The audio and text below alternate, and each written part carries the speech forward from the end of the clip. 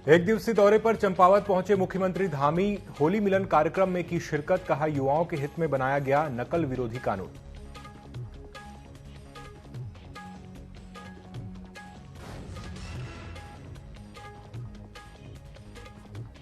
गढ़वाल से कांग्रेस प्रत्याशी गोदियाल को आईटी का नोटिस। प्रतिनिधि मंडल ने की संयुक्त निर्वाचन अधिकारी से मुलाकात। मामले की जांच करने की अपील।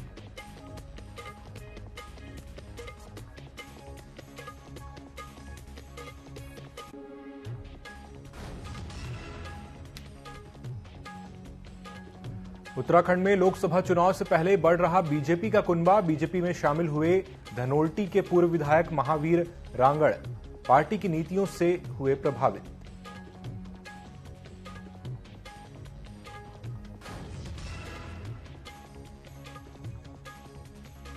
लोकसभा चुनाव को लेकर चुनाव आयोग की तैयारियां तेज। सभी 5 लोकसभा सीटों के लिए व्यय पर्यवेक्षक पहुंचे उत्तराखंड। प्रत्याशियों और पार्टियों के खर्च की रखी जाएगी पूरी निगरानी।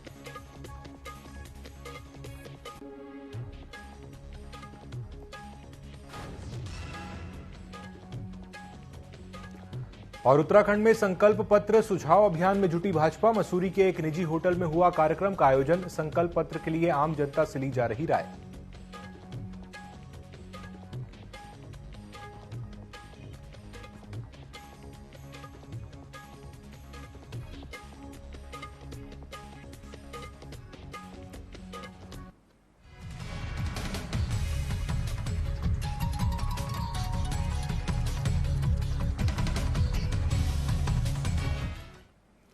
नमस्कार, न्यूज अपडेट में आपका स्वागत है। मैं हूं अंकुर शुक्ल और चलिए अब देखते हैं खबरें विस्तार से।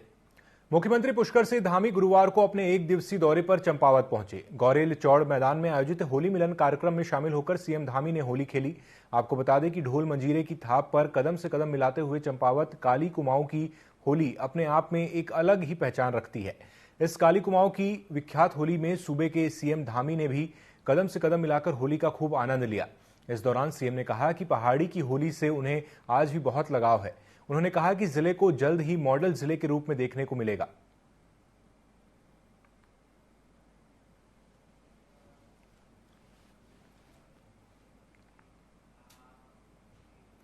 उत्तराखंड में लोकसभा चुनाव से पहले बीजेपी का कुनबा बढ़ता जा रहा है।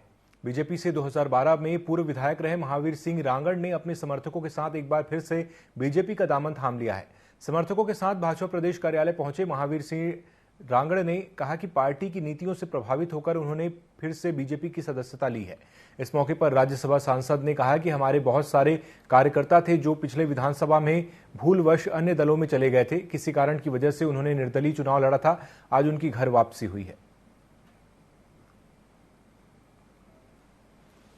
आज पूरा देश ही पूरा विश्व भगवामय हो चुका है और आदरणीय मोदी जी के नेतृत्व में, प्रदेश सरकार के नेतृत्व में जिस प्रकार का वातावरण, एक सुनामी देश के अंदर चल रही है, 400 प्लस के नारा के साथ सब लोग काम करना चाह रहे हैं। बहुत बहुत धन्यवाद आप सब लोग, तमाम साथी यहाँ पे उपस्थित, धन्यवाद। हम अपनी पूरी ताकत लगाना चाहते हैं मोदी जी को फिर से प्रधानमंत्री बनाने में। प्रदेश की 5 सीटों को पिछली बार से भी ज्यादा मतों से जिताने में वो सब अपना योगदान देना चाहते थे। इसलिए निरंतर कार्यकर्ताओं की ज्वाइनिंग हो रही है। आज भी करीब 500 कार्यकर्ताओं ने पार्टी की सदस्यता ली है। निर्दलीय विधायक उमेश कुमार ने गुरुवार को रोशनाबाद स्थित कलेक्ट्रेट भवन पहुंचकर हरिद्वार सीट से नामांकन किया। नामांकन के बाद उमेश कुमार ने कहा कि यह हरिद्वार के मान सम्मान की लड़ाई है, यहां के बेरोजगारों को सुरक्षित करने की लड़ाई है। आपको बता दें कि भाजपा से इस सीट पर पूर्व सीएम त्रिवेंद्र सिंह रावत मैदान में है। वहीं कांग्रेस ने अभी इस सीट पर प्रत्याशी घोषित नहीं किया है। के सम्मान, स्वाभिमान और हरिद्वार बचाने की लड़ाई है। हमें उन प्रवासी पक्षियों को यहां से वापस उड़ाना है जो दिल्ली से यहां 5 साल में एक बार आते हैं, चुगते हैं और उसके बाद यहां से वापस चले जाते हैं। हरिद्वार को हरिद्वार का सांसद चाहिए, स्थानीय सांसद चाहिए जो उनके बीच में रहे, उनकी लड़ाई लड़े जो किसानों की लड़ाई लड़े, जो ब्लॉक स्तर पर तहसील पर जो भ्रष्टाचार है, 50% की घूसखोरी है, जो आज इस जनपद का किसान त्रस्त है, 80% किसान बाहुल्य क्षेत्र है। आज किसानों के बिजली के कनेक्शन काटे जा रहे हैं, उन पे पेनल्टियां लग रही हैं। किसान क्रेडिट कार्ड की रिकवरी करने के लिए एक प्रशासन उनके घर चढ़ रहा है।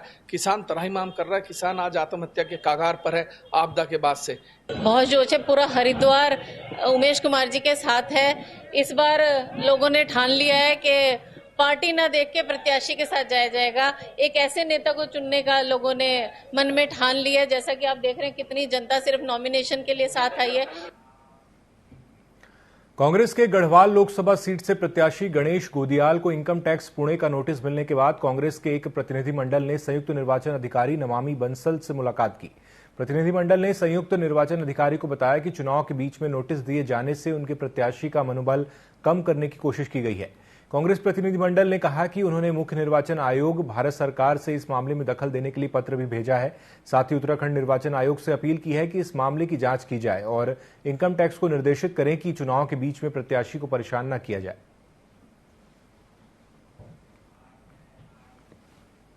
हमने उनको बताया कि ये हम शिकायत इलेक्शन कमीशन ऑफ इंडिया से भी कर चुके हैं और अभी हम व्यक्तिगत रूप से भी इनसे इस पूरे मामले में इंटरवीन करने के लिए और गणेश गोदियाल जी के प्रति जो ये कुचक्र रचा गया है उसका पर्दाफाश करने के लिए संज्ञान और कार्रवाई और इनकम टैक्स विभाग को निर्देशित करने के लिए कि इस तरह से कैंडिडेट्स को चुनाव के बीच में या चुनाव के पीक में परेशान ना किया।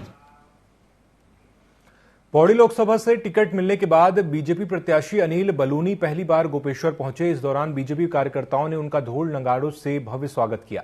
वहीं अनिल बलूनी ने गोपेश्वर महाविद्यालय से गोपीनाथ मंदिर तक रोड शो किया और लोगों से वोट मांगे।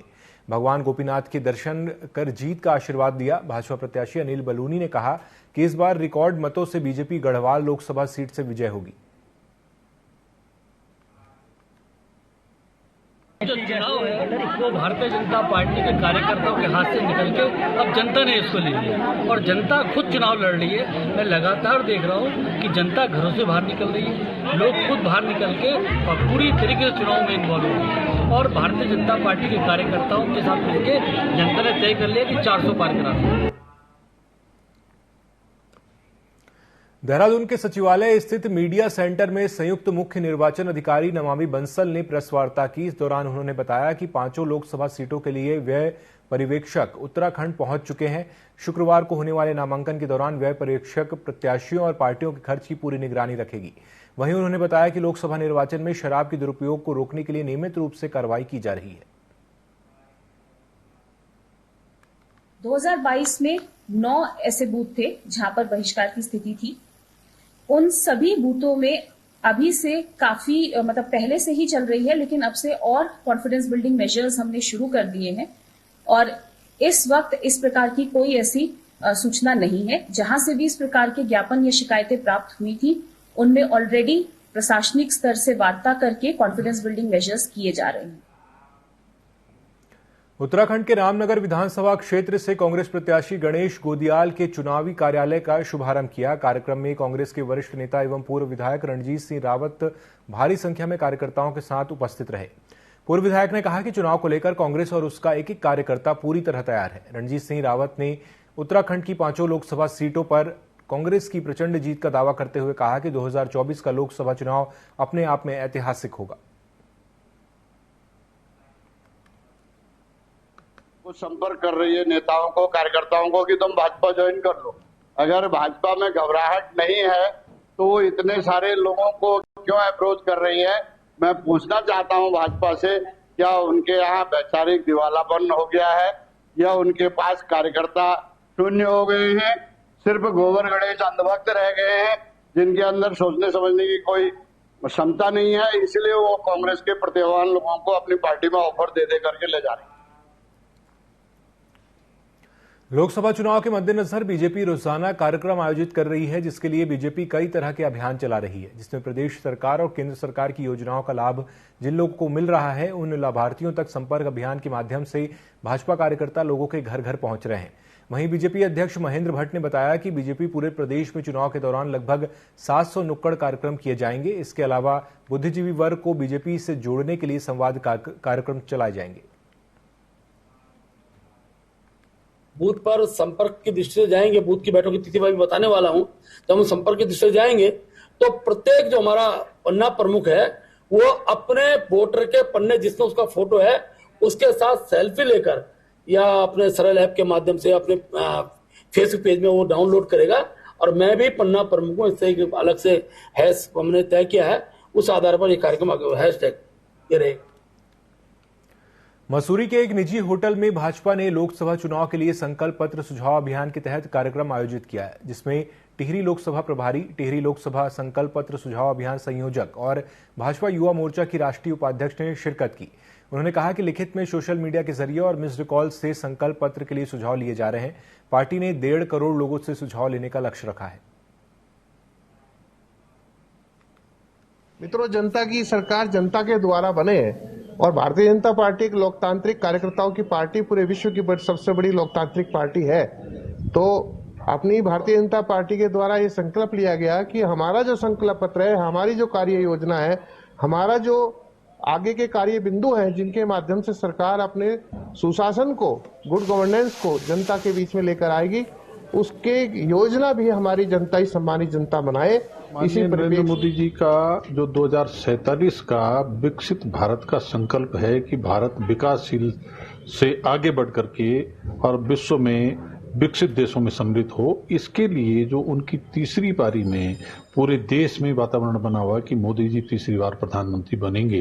मैं तो चाहे टिहरी लोकसभा की बात करूं या पूरे भारत की ही बात करूं, किसी को कोई संशय नहीं रहा है कि इस बार भी फिर से भारतीय जनता पार्टी की सरकार आने वाली है और टिहरी से भी भारतीय जनता पार्टी की ही जीत होगी। लेकिन आप देखेंगे कि भारतीय जनता पार्टी के किसी भी कार्यकर्ता में, हमारे संगठन में कहीं पर भी आपको कोई आलस्य नहीं दिखेगा, कोई अहंकार नहीं दिखेगा। आज भी हम चुनाव वैसे ही लड़ रहे हैं जैसे हम कोई भी चुनाव लड़ते हैं और इसी क्रम में जो लोगों के सुझाव हैं, विभिन्न वर्गों की जो आकांक्षाएं हैं, इच्छाएं हैं, उनको अपने संकल्प पत्र में सम्मिलित करने का प्रयास भारतीय जनता पार्टी हमेशा करती है चुनाव से पहले। रुद्रपुर के किच्छा रोड स्थित रावा हाईटेक प्राइवेट लिमिटेड फैक्ट्री में एक दर्दनाक हादसा हो गया, जिसमें एक मजदूर की मौत हो गई। दरअसल फैक्ट्री में मशीन पर काम करते वक्त मजदूर के पेट में सरिया घुस गया, जिससे वह गंभीर रूप से घायल हो गया, जिसके बाद उसे अस्पताल लाया गया, जहां डॉक्टरों ने उसे मृत घोषित कर दिया। वहीं बगवाड़ा चौकी पुलिस ने मौके पर पहुंचकर पूरे मामले की जांच शुरू कर दी है।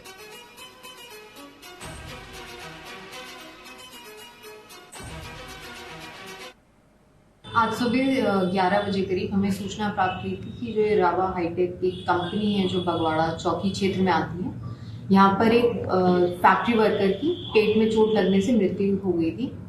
जब ये घायल हुआ तो इसको फैक्ट्री का मैनेजमेंट हॉस्पिटल लेके गया था, जहाँ पर रास्ते में इसकी मृत्यु हो गई। इसके बाद इसमें हमारी जो पुलिस टीम थी वो मौके पर पहुंची। इसके बाद बॉडी को मॉर्चरी ले जाएगा, जहाँ पंचायतनामा पोस्टमार्टम की कार्रवाई की जाए। नगीना के रहने वाले अमित विश्नोई की बाबा खाटू श्याम के प्रति इतनी गहरी आस्था को देखकर हर कोई अचंभित है। अमित विश्नोई उत्तराखंड के अल्मोड़ा जिले में स्थित जागेश्वर धाम से श्री खाटू श्याम का चिन्ह लेकर पैदल ही श्री खाटू श्याम राजस्थान की 1700 किलोमीटर लंबी तीर्थ यात्रा पर निकले हैं। जगह जगह अमित विश्नोई का लोग स्वागत कर रहे हैं। अमित विश्नोई कहते हैं कि वह देश में सुख, शांति, अमन के लिए यह यात्रा कर रहे हैं।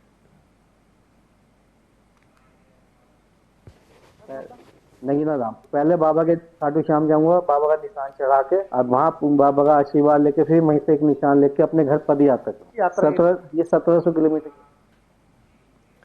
खबरों का सिलसिला जारी रहेगा, लेकिन उसके पहले रुकते हैं एक छोटे से ब्रेक के लिए, जल्द लौटेंगे।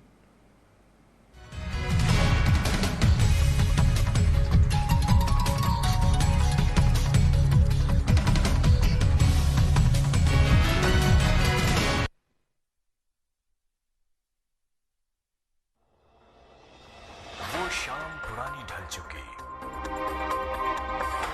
अब नए सूरज से दरकार है। चाहिए एक तलबगार सच का। अरसे से सुना पड़ा बाजार है, कहीं रुदन है, कहीं घुटन है, हर कदम है संग्राम यहाँ।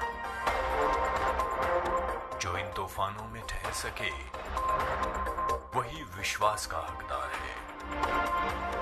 देखते रहिए टीवी 24 मोहित साहू के साथ।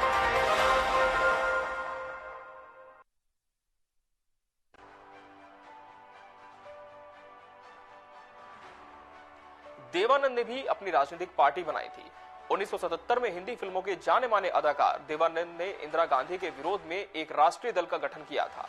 पार्टी के गठन के समय मुंबई के शिवाजी पार्क में एक जबरदस्त रैली थी और इसमें जाने माने कानूनविद नानी पालकीवाला और विजय लक्ष्मी पंडित भी उपस्थित हुए थे। लेकिन देवानंद की वो पार्टी 1 माह के अंदर ही गुमनाम होकर रह गई और आम चुनाव में भी उसका कोई उम्मीदवार मैदान में नहीं उतरा।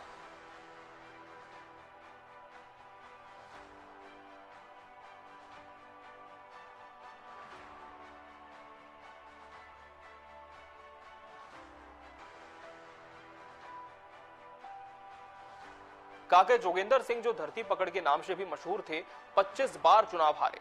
धरती पकड़, वीपी सिंह और राजीव गांधी जैसे बड़े नेताओं के खिलाफ भी उम्मीदवार रहे, जिनके लिए सुरक्षा के कड़े प्रबंध किए जाते थे ताकि कहीं उनकी मौत की वजह से चुनाव रद्द न कर दिया जाए।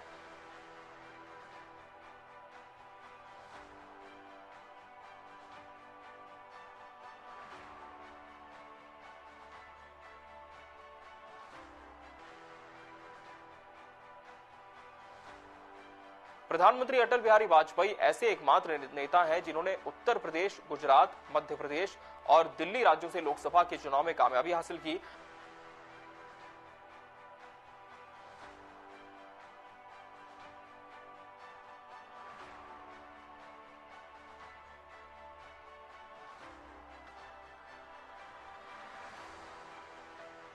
श्रीमती इंदिरा गांधी ने 1970 में अपने खिलाफ जनता पार्टी के गठबंधन को बेमेल खिचड़ी कहा था और बाद में जब जनता पार्टी चुनाव में जीत गई तो उसने अपनी विजय के जश्न में कई स्थानों पर खिचड़ी बंटवाई थी।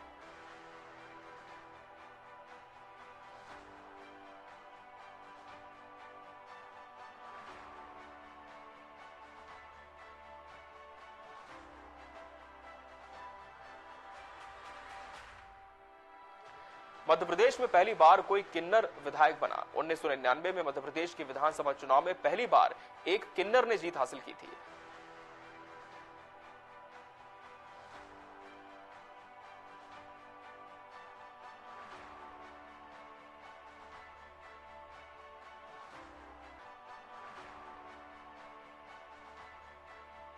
चुनावी प्रचार के लिए पहली बार जो फिल्म बनाई गई थी उसका नाम था पंडित नेहरूज मैसेज, यानी पंडित जवाहरलाल नेहरू का पैगाम। उस फिल्म के निर्देशक मीनू मसानी थे।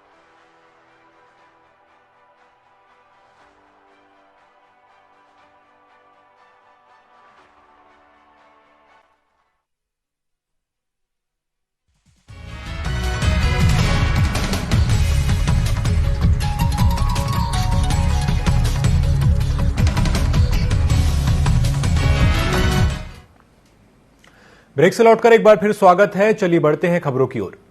रुद्रपुर में भाजपा ने सोशल मीडिया वॉलंटियर सम्मेलन आयोजित किया, जिसमें कैबिनेट मंत्री सौरभ बहुगुणा ने कार्यकर्ताओं को सोशल मीडिया का सकारात्मक प्रयोग करके मोदी सरकार के 10 सालों और धामी सरकार की जन कल्याणकारी नीतियों को जनता तक पहुंचाने का पाठ पढ़ाया। उन्होंने कहा कि कांग्रेस उत्तराखंड में अपनी हार मान चुकी है, इस कारण उन्हें नैनीताल उधम सिंह नगर लोकसभा चुनाव के लिए प्रत्याशी नहीं मिल रहा है। जब जून में काउंटिंग होगी तो उसका क्या निर्णय आएगा। 5 की 5 सीट भारतीय जनता पार्टी बहुत भारी बहुमतों से जीतने जा रही है और कांग्रेस को सिर्फ यहाँ नहीं, आप हरिद्वार में देख लीजिए, टिकट अनाउंस नहीं हुआ, नैनीताल अनाउंस नहीं हुआ। जो दिए भी टिकट है उसमें भी टहरी टिकट एक ऐसा दिया है जो कि लोग मान के चल रहे हैं कि वॉक ओवर दे दिया है भारतीय जनता पार्टी को, क्योंकि आज कांग्रेस की ये दिशा हो गई है, ये दिशा हो चुकी है कि कोई भी उसका टिकट लेने को तैयार नहीं उत्तराखंड में। और मैं पूर्ण रूप से आपको विश्वास के साथ ये कह सकता हूँ कि जो भारतीय जनता पार्टी ने लक्ष्य रखा है कि हम 5 सीट 5 लाख के ऊपर वोटों से जीतेंगे। अल्मोड़ा सीट में भाजपा प्रत्याशी अजय टमटा शुक्रवार को अपना नामांकन पत्र दाखिल करेंगे। इस दौरान प्रदेश के मुख्यमंत्री पुष्कर सिंह धामी, बीजेपी प्रदेश अध्यक्ष महेंद्र भट्ट, कैबिनेट मंत्री सौरभ बहुगुणा और रेखा आर्य अल्मोड़ा पहुंचेंगे। इसके बाद सीएम धामी कार्यकर्ताओं में जोश भरने के लिए रामजे इंटर कॉलेज परिसर में जनसभा करेंगे। बीजेपी सभी जिलों के कार्यकर्ताओं के साथ शक्ति प्रदर्शन करेगी। शुक्रवार को होने वाले नामांकन को लेकर भाजपा जिला अध्यक्ष ने कार्यकर्ताओं के साथ बैठक कर आवश्यक दिशा निर्देश दिए। अजय टमटा जी जो हमारे प्रत्याशी हैं, उनका नामांकन है।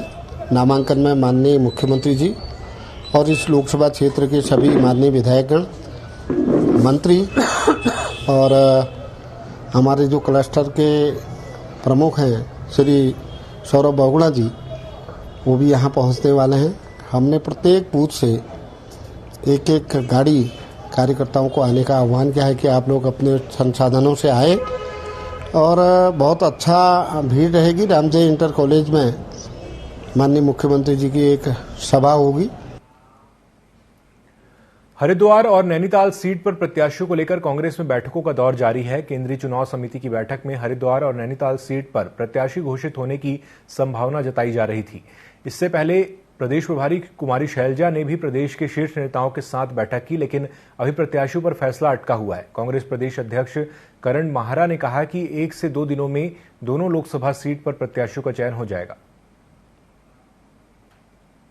देखिए, इसका उत्तर तो हाईकमान ही दे सकता है पार्टी का, क्योंकि जो हमारी बैठकें हैं वो सीईसी भी हो चुकी, हाई लेवल कमेटी की बैठक हो चुकी।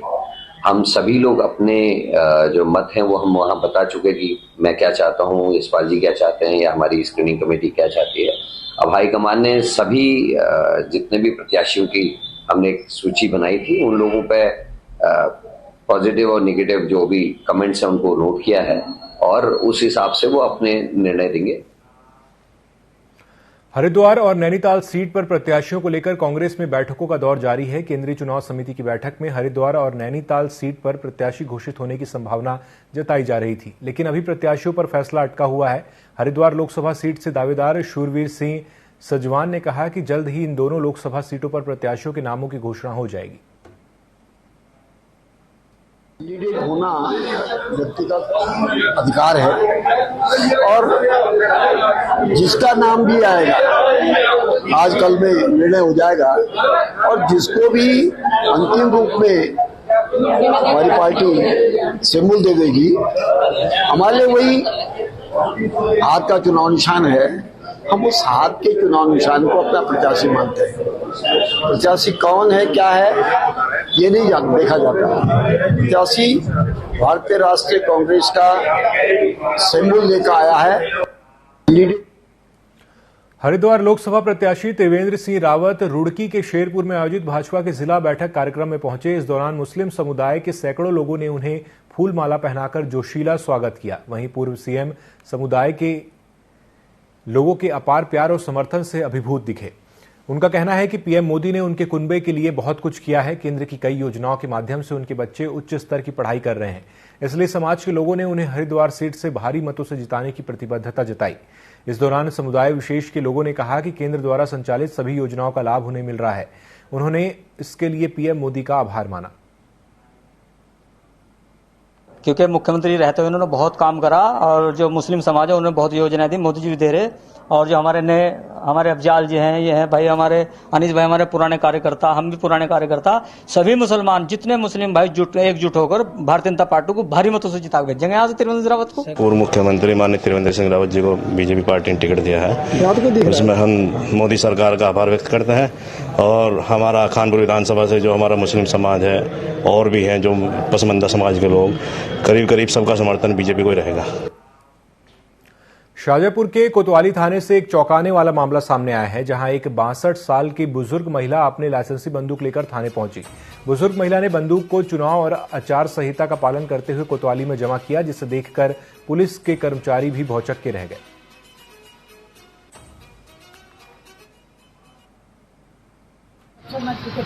ये उनके बाद की लड़की है, फिर उनको एक भी लड़का नहीं था, फिर उन्होंने काटी नहीं, फिर वो पिताजी उनके बंदूक को मर गए तो मैंने थाने में जमा करके लाइसेंस भी जमा करके, फिर जिसके बाद उनको मुख्य घाटा करने के बाद मैंने कोशिश करके वो बंदूक वापस मिल गई, मेरे कलेक्टर साहब ने दे दी। 60 वर्ष की महिला भगवती बाई थाने पे लालपुरा के रहने वाली स्थानीय निवासी, वो अपने हथियार लेकर आई थी और थाने को उन्होंने विधिवत जमा करवाया, जो पूर्व में उनके पिताजी के नाम पे था और अभी उनके नाम पे ट्रांसफर हो गया है।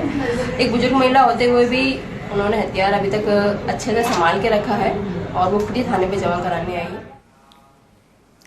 तो इस बुलेटिन में फिलहाल इतना ही। खबरों में अपडेट रहने के लिए आप जुड़े रहिए टीवी 24 के साथ। नमस्कार।